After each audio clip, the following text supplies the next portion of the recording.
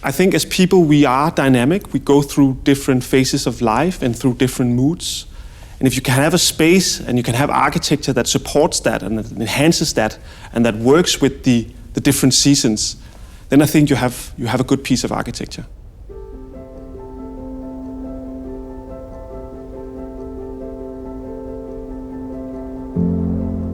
At our office we say that architecture shapes behavior, and on the other hand, behavior shapes architecture. That is based on the notion that actually buildings affect us as humans all the time, even if we're not aware of it. The challenge in this space was to exemplify how sustainability could be part of the architectural experience. And the main feature are these skylights that has integrated solar cells in them.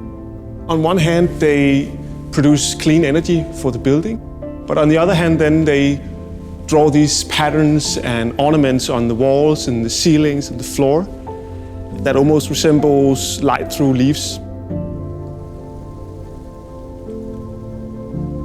Today, when we think about sustainability, we really have to sort of broaden our scope and not just understand what happens here and now in the building, but also understand what happens in the future and what happened before the materials arrived here.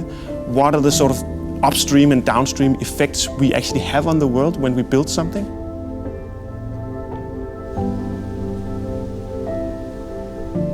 Daylight is so intimately connected to the sense of place. And when you're traveling and you step off an airplane, the first thing you experience is the daylight, and it's so different in different parts of the world. And here in the Nordic region, we have a very specific daylight. And for me, this is really connected to actually feeling at home in a place.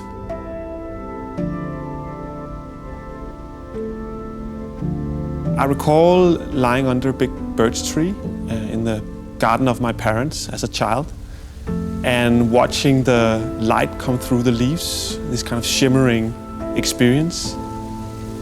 And that is truly one of my sort of most comfortable and best childhood memories. And I think I've taken that sort of feeling into my work as an architect, that I would like to sort of recreate these experiences that come from a natural environment inside buildings.